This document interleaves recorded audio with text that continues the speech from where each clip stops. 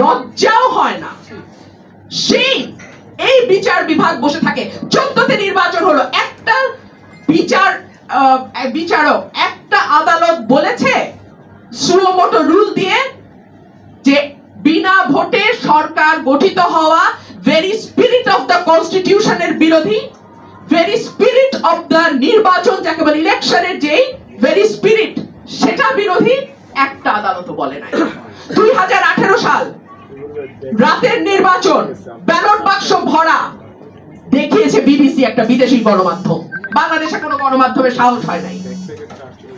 একটা আদালত প্রশ্ন তুলেছে যে রাতে ভোট কি করে হলো। 24-এর নির্বাচন আমির স্বামীর নির্বাচন, কোন আদালত প্রশ্ন তুলেছে? তাহলে আপনি কি বলতে পারেন বাংলাদেশে কোনো কার্যকর আদালত ছিল এতদিন? বাংলাদেশে কোনো আদালত ছিল না। যেদিন মাহমুদুর রহমান ভাইয়ের রক্ত ঝরেছে আমরা মনে করেছিলাম আমরা বুঝি নিরাপদ। পরে যখন আমাদের সকলের রক্ত ঝরা আরম্ভ করলো আমরা বুঝলাম কেউই নিরাপদ নয়। বুঝতে আমাদের সময় লেগেছে। একটা কথা বলি, আমার ভাইরা যারা রক্ত দিয়েছে জুলাইতে, 1500 থেকে 1700 ভাই আমার প্রাণ দিয়েছে, 25, 30, 35 হাজার ভাই আহত, চোখ হারিয়েছে, এখনো হাসপাতালের বিছানায় আছে।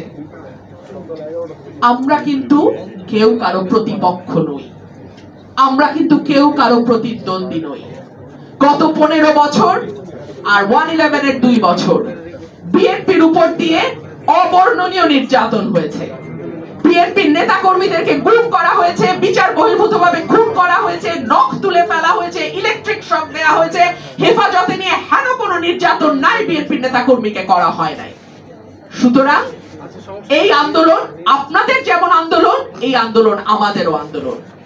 এবং এই আন্দোলন আমরা করেছিলাম একটা মত প্রকাশের স্বাধীনতা থাকবে এমন রাষ্ট্রের জন্য, আমরা আমাদের চিন্তা ভাবনা কথা স্বাধীনভাবে প্রকাশ করতে পারবো তার জন্য।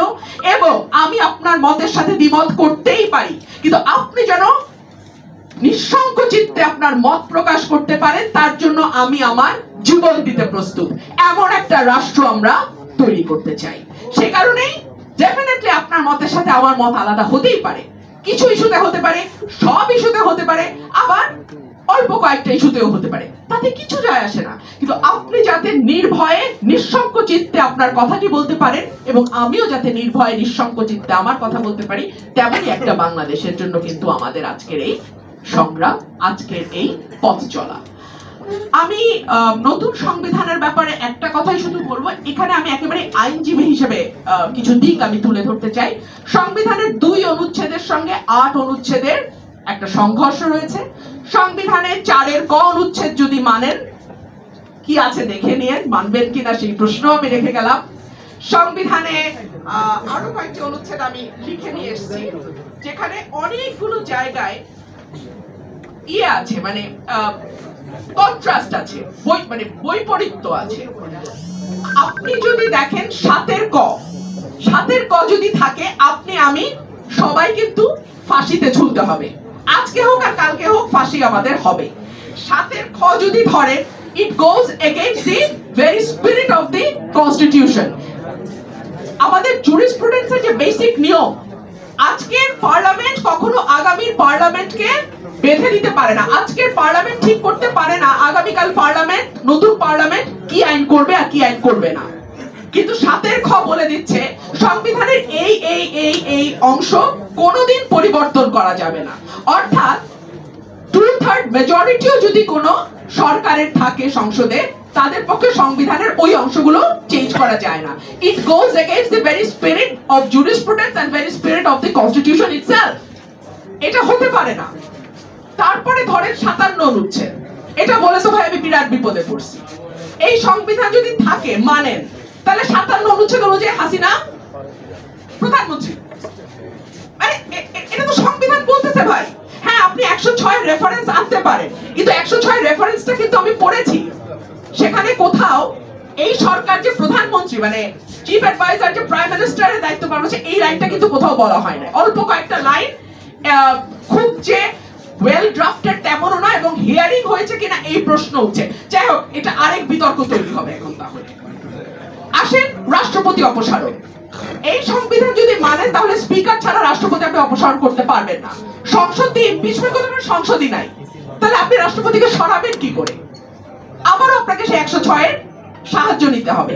তাহলে তো প্রতি পদে পদে আপনাকে প্রতিদিন আপনাকে সুপ্রিম কোর্টের রেফারেন্সের জন্য যেতে হবে। এইভাবে একটা রাষ্ট্র চলতে পারে কিনা, সরকার কাজ করতে পারে কিনা, এই প্রশ্ন আমি রেখে গেলাম। আমি আইনের একজন খুবই ছোট ছাত্রী। আমি রাজনীতির মাঠেও আমার অভিজ্ঞতা খুব বেশি দিনের নয়, সেখানেও আমি একজন ক্ষুদ্র কর্মী। সুতরাং এই প্রশ্নগুলো যেটা আমার মনে এসছে সেগুলো আমি এখানে রেখে যাচ্ছি।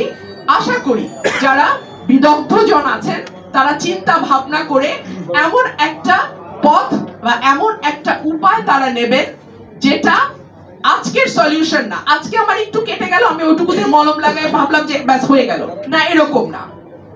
একটা স্থায়ী সমাধানের দিকে যেন যায় সেই দিকে সবাই নজর রাখবে। এবং আমার মনে হয় এমন একটা সময় এসছে যে প্রত্যেকে যার যার নিজস্ব ক্ষুদ্র বেনিফিটের বাইরে গিয়ে আরেকটু ব্রডার পার্সপেক্টিভটা দেখা, আরেকটু বৃহৎ পরিসরটা বুঝতে চেষ্টা করা, এবং আল্লাহর ওয়াস্তে বাংলাদেশের ভাগ্য কি হতে যাচ্ছে সেটা নির্ধারণ করার একটা সুযোগ যেহেতু আম জনতা সাধারণ মানুষের হাতে গেছে, সেটাকে যথাযথভাবে কাজে লাগানোর এই সুযোগটাকে নষ্ট করবেন না। Thank you.